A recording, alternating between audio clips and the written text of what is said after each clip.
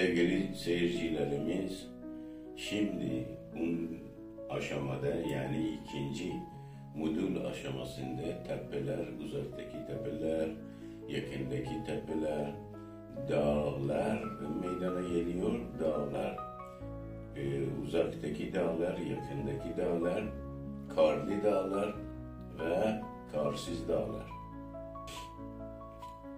Bu sistemin en büyük özelliği her bir modül başladığınız zaman eski bilgileriniz tazeleniyor. Yani şimdi Liquid White sürdük. Şimdi bu gökyüzü mutlaka her resimde bir gökyüzü gerekiyor. Dolayısıyla gökyüzüne başlıyoruz ve devam ediyoruz.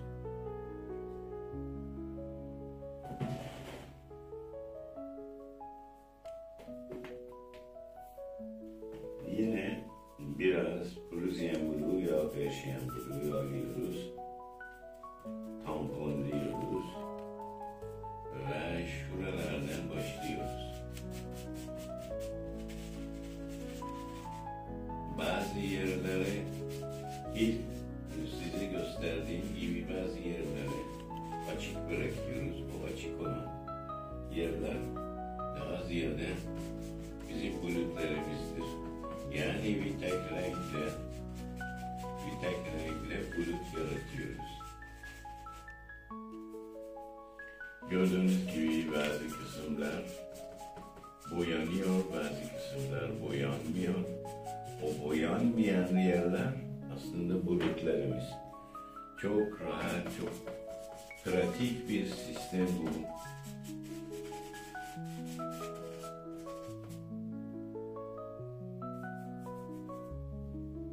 Şu anda yarı bulutlu havayı yaratıyoruz.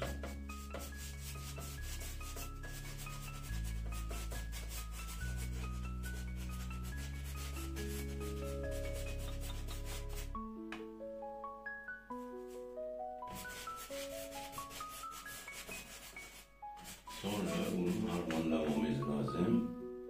Bu 5 santim fırça ve böyle tutuyoruz. Yani fırçayı da böyle değil de böyle bir tek köşesini kullanarak harmanlıyoruz. Harmanlamak maksat yumuşatıyoruz gökyüzünü.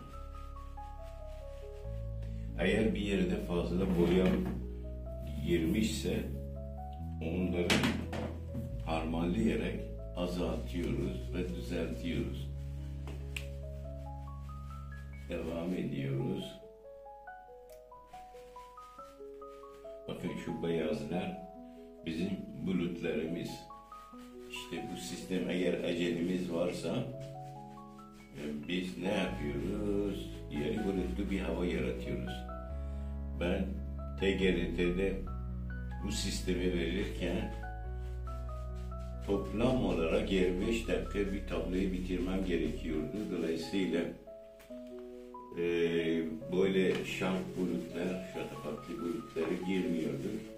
Ne yapıyordum? Böyle yarı bulutlu bir hava meydana getiriyordu. Çabuk işim bitiyordu.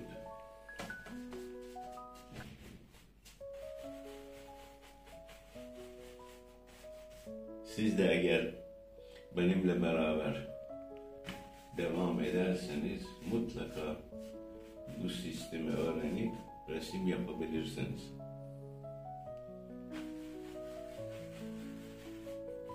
Uzaktaki tepeleri çizmek için fazla boya vermiyoruz.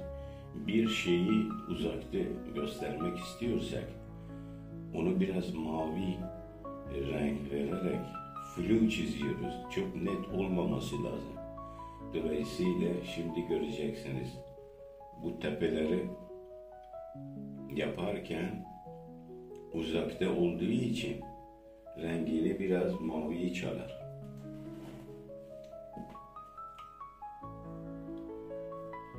Biraz yine mavi alıyorum. Krem sonu alıyorum. Ve şöyle düşünüyorum ki burada bir tepe var.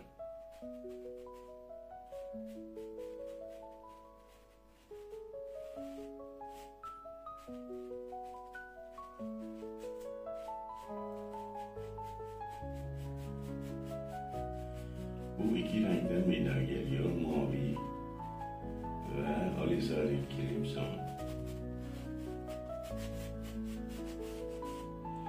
Bir tepe burada. Şayet bir tane daha yapabiliyorsan burada düşünüyorum.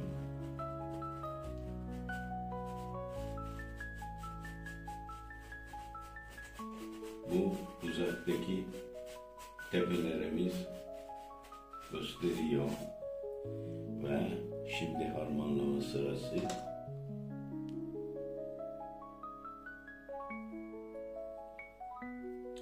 Bunun harmanlaması için böyle fırçayı koyuyorsunuz, çekiyorsunuz. Çekiyorsunuz. Çekin. Rahat olun.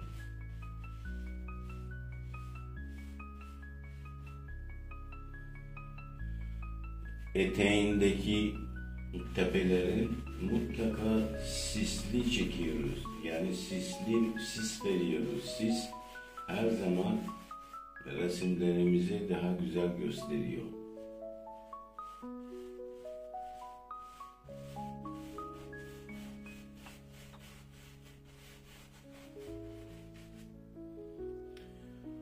Evet, şimdi bir şeyi size söylemem gerekiyor ve bu nedir biliyor musunuz? Bir kere tepeler, dağlar olan yayvan çizin. Böyle sivri okul gibi çizmeyin. Onlar çok kötü görünüyor. Sonra bu tepeleri göreceksiniz. Biz boyayla öyle bir şey yapıyoruz ki bu tepe çizdiğimiz buradaki bir dağla 5 kilometre arasında şey veriyoruz. Yani boya ile gösteriyoruz. 5 kilometre uzakta kalıyor.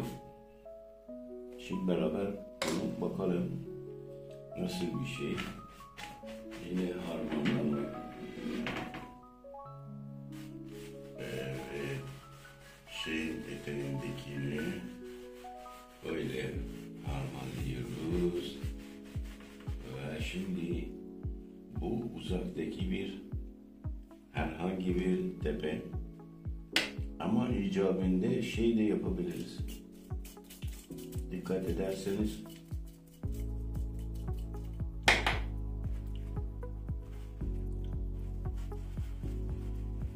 tepeleri yaydan çizdik ve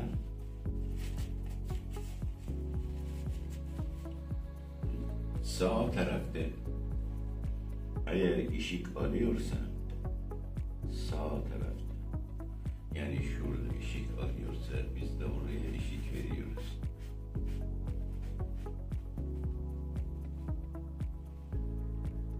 Işık veriyoruz.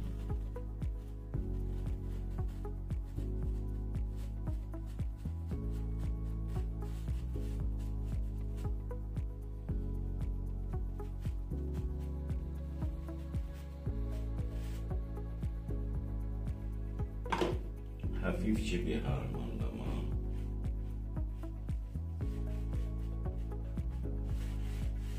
Şimdi size söylediğim enteresan şu, eğer ki bunun 10 plana doğru 5 kilometre daha yakın veya daha uzak göndermek için ne yapıyoruz? Şurada bir dağ yapıyoruz ama o dağ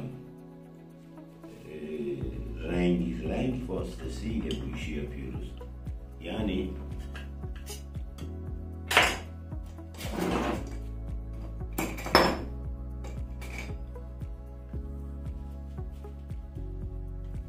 evet, şimdi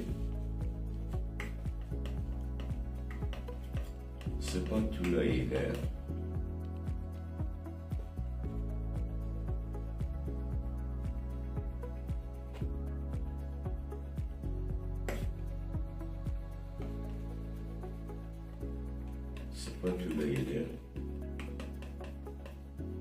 bir zemin rengi yaratıyoruz. Bu zemin renk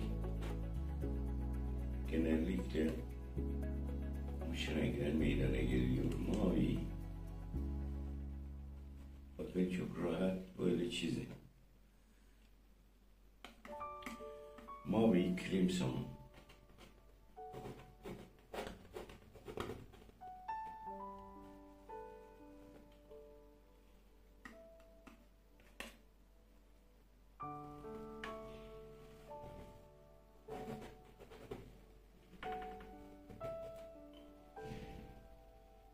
Bunu eğer ki spatula sizin için zorsa fırçayla yapabilirsiniz. Herhangi bir şey yok. İlla ki spatula olacak değil.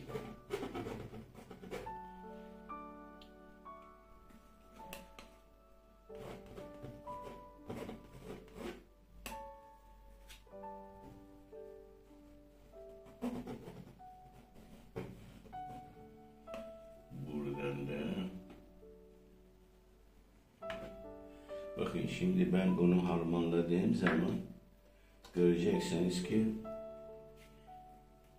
o tepelerle bu dağ arasında 5 kilometre ara verdik. Yani ya boya ile bu işi yapabiliriz.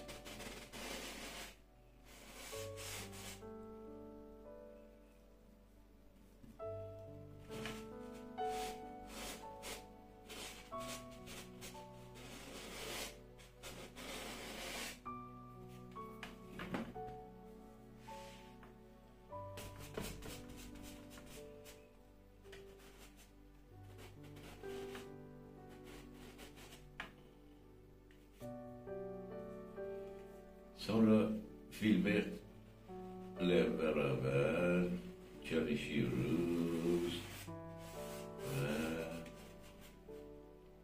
şu ondaki dağ aslında bir dağ, kayalı bir dağ. Bunun zemin rengini eğer unutmuşsanız mavi, crimson ve birazcık siyah da olabilir.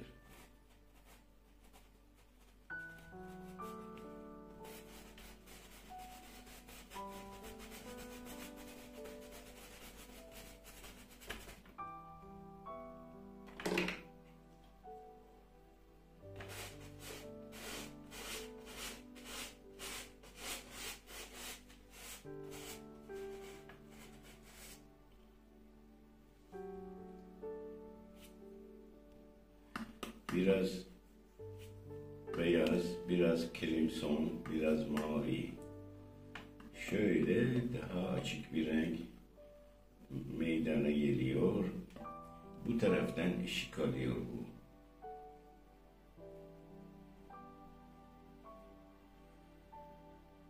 Işık veriyoruz.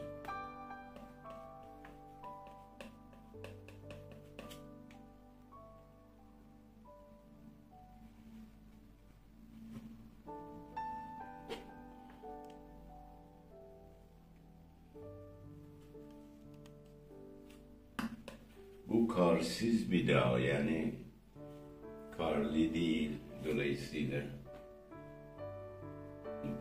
ışık verince bunu dikkat ediyoruz.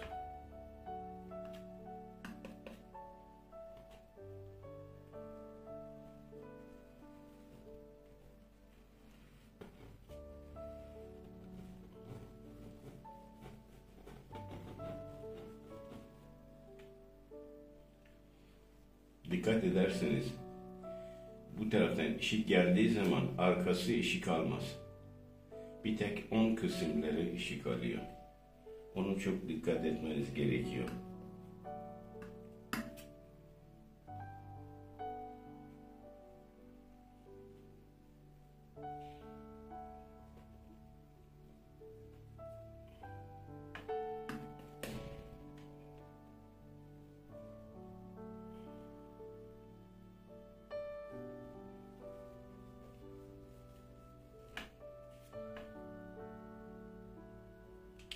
Şimdi dikkatle baktığınız zaman bakın o tepeler aşağı yukarı 5 kilometre bundan uzakta. Biz boya ile bu şey yapıyoruz. Çok enteresan bir şey. Buna her zaman dikkat edin.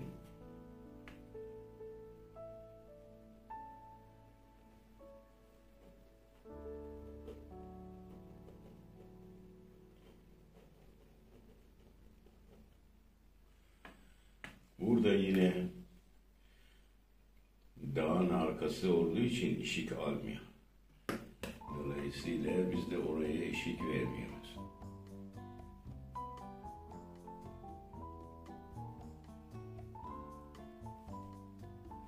Şimdi bu dağın eteğinde bol bol sis veriyoruz. Sis resimde çok güzel bir şeydir. Her zaman resimlerinizi güzel yapıyor. Temiz bir fırça alıyoruz.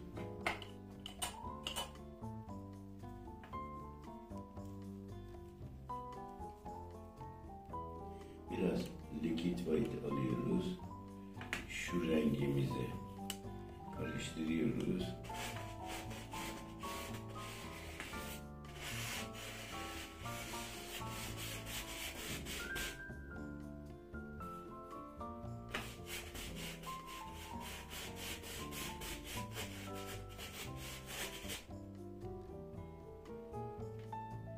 Evet, şimdi sis veriyoruz.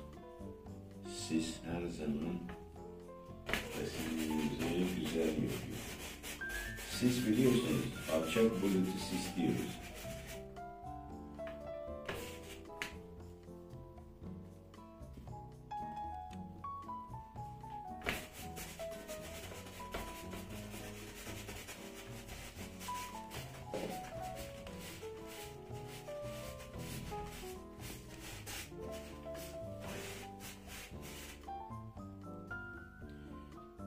Şimdi harmanlayalım.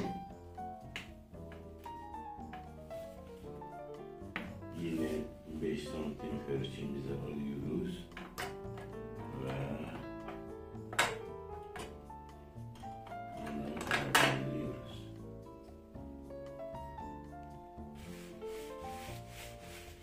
Çekiyoruz, çekiyoruz, çekiyoruz.